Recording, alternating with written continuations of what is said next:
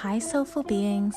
Welcome to Sitting with Ourselves. This podcast space is for the deep discussions and reflections on many different aspects and areas about life and ourselves. From psychology, mental health and well-being, to philosophy, life theories and concepts, and topics related to our society and beyond our world on Earth, we'll have conscious conversations with thought-provoking perspectives. This is our place of being, healing, and staying grounded with our souls. Hi everyone, so today we're going to talk about whether opposites attract in relationships, and not just limited to romantic but also platonic relationships or friendships and any other type of relation, whether that be acquaintances, work colleagues and so on. So let's get started. You're probably wondering why this is the first episode of Sitting with Ourselves, especially given the concept of sitting with ourselves in general.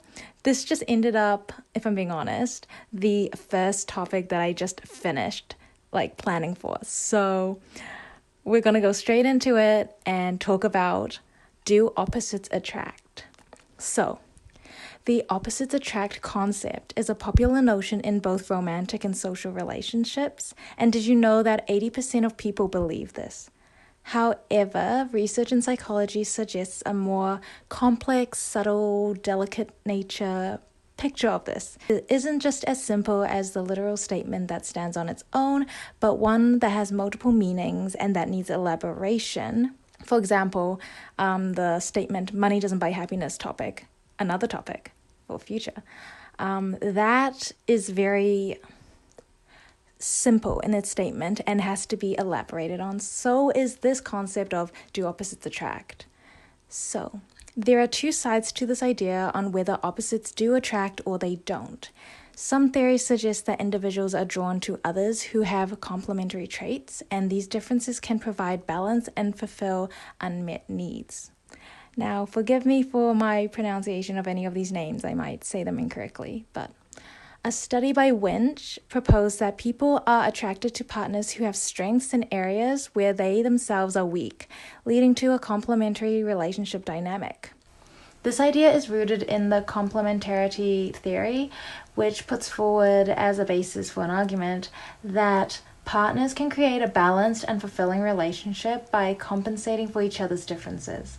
For example, this could be a relationship with a friend or partner who is assertive and the other person is more submissive, or a relationship where you have someone who is decisive with another who is more indecisive.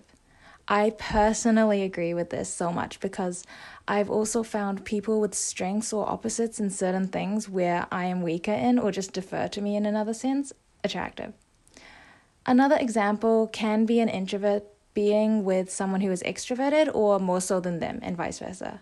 And in the relationship sense, they would probably bring an introvert more out of their shell and encourage them to do things more. And with the other side, an extrovert might learn things about the nature of introverts. I'm not sure how it might be for a more extroverted person's point of view, because I'm more introverted. But as someone who is more of an introvert, I feel that one thing extroverts might bring out. Perhaps for extroverts, introverts would open up a new side of learning in understanding their ways of going through the world different to themselves. One example could be an introvert's reflection and insight, and this may also add on to the attraction from an extrovert's point of view, perhaps. Any extroverts out there, you could make a comment on this, explain what you think. I also think that if someone is too similar to me in personality traits, and I'm thinking too similar to the point you start to see yourself in the other person, this is more so in a romantic relationship for me personally. I wouldn't want to see me or be reminded of me like that too much. I don't know what it is about that though. If you have any opinions on this or relate, I'd love to hear your thoughts on this. Psychologist Aron also found that there are some situations where too much similarity can somewhat decrease or weaken attraction, whereby we have a need to grow and expand as individuals, and in forming relations with other people who are obviously unique from ourselves. There's potential qualities of exposure that can contribute to each other's growth and expansion in that way. Therefore, according to this, someone who is too similar would not offer this compared to someone who is more different to us. And going back and sharing some more of my own thoughts on opposites attract, I think also to a certain extent for the differences, and it depends on what those differences are and what is the opposite. For example, I don't think it would be good to have opposing values to each other, as that may create a clash in beliefs on what's important to you. But things like having different interests is part of you and another being, your own person, and having these other interests that can be introduced to each other. And new and novel things brought to the relationship can be exciting and fun. And you learn about other new things that you perhaps wouldn't otherwise have tried or considered without the other person. Which leads on to another point in that differences can bring novelty and excitement to a relationship, making it more stimulating and less predictable. There was a study done by Aron et al. 2000. Sorry, I just read my notes. 2000 found that couples who engage in novel and arousing, exciting activities together experience increases in relationship quality. While this study didn't directly address the attraction of opposites, it suggests that novelty and differences can play a role in maintaining attraction and excitement in relationships. Now, on the other hand, we have the perspective that opposites don't attract, and it's similarity that does. In the similarity attraction effect, research suggests that people are generally more attracted to those who have similar or share similar values and attitudes and personality traits. And this similarity can lead to greater understanding and reduced conflict.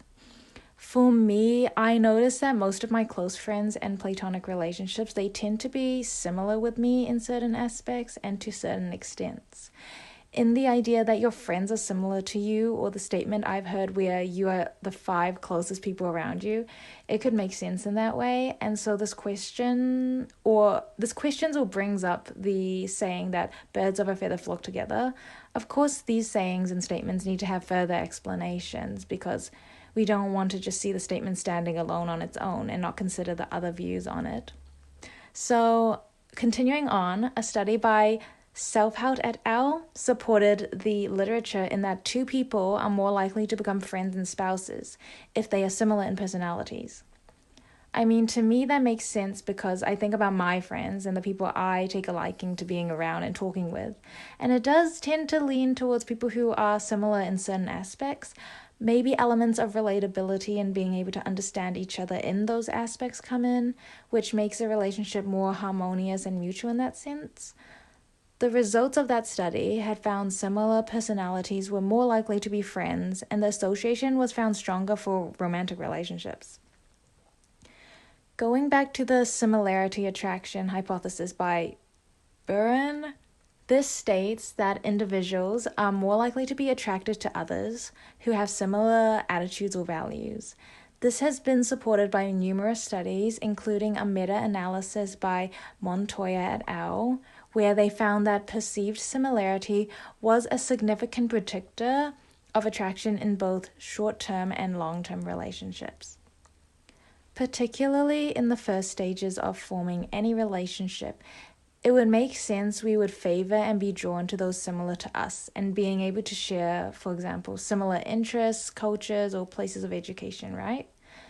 In terms of attitudes, through his Phantom Stranger technique method, participants reported more attraction to those who held similar attitudes, and the greater the degree of similarity, the greater the attraction. An article by Professor Viren Swami mentioned that when people agree with us, it validates our attitudes, ideas, and beliefs about the world. So when someone disagrees, it tends to stimulate negative feelings, which can lead to repulsion, probably in long term. I think this can also apply to relationships outside of romantic ones, of course. People tend to like those who are like them or similar to them. It makes sense. Like being friends with people who share similar outlooks as you do towards things in life, have similar goals, or meeting people who have the same music taste as you. Or the understanding aspect where your style or ways of living are similar, like your lifestyle, busyness, etc. And being able to relate to each other in some way. What are some examples for you? I'd love to hear. Another point on similarity being what attracts and not the opposite is long-term compatibility in relationships.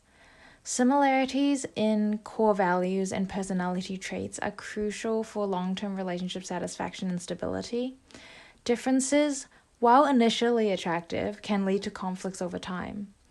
My thought on those differences is I think it depends on what those differences are. If you have opposing values or even potentially lifestyles, I would agree, and also depending on specific examples. Although if it's something like having different hobbies, I would disagree with that because differing hobbies in itself, I wouldn't agree that it leads to conflicts. A study by Gonzaga et al. Found that couples with similar emotional experiences and expression styles had higher relationship satisfaction, suggesting that similarity in key areas may be more important for long-term compatibility than complementary differences. Whoa, okay, so that study is then saying key similarities hold higher importance than having differences that support or enhance the qualities of each other within the relationship. Now that's interesting. It'd be cool to hear what you think of this too. While the idea that opposites attract has some basis in specific contexts like complementarity and novelty, the bulk of research is seen to support that similarity plays a more significant role in attraction and long-term relationship success. It is rather that opposites rarely attract, and there tends to be greater attraction and liking to those who are more similar to us in some aspects. Then again, to round all this up, we also need to take into account that every person in relationship is different in various real-world situations, and it's definitely something to consider both sides, but also note that it's not always one or the other, but there are also gray areas for the in-between where it can be both, and some aspects are true to one and others not for another. This is an interesting topic related to people in relationships, and it was fun to research and talk about this with you. I would love to hear what your thoughts are on this and whether you think opposites attract or similarity attracts or both. Feel free to share them below and have conversations and discussions about it. This was Sitting with Ourselves on Sitting with People and Sitting with Psychology, on relationships and the social psych behind the idea of whether opposites attract or not. I'll see you next time, soulful beings. Goodbye.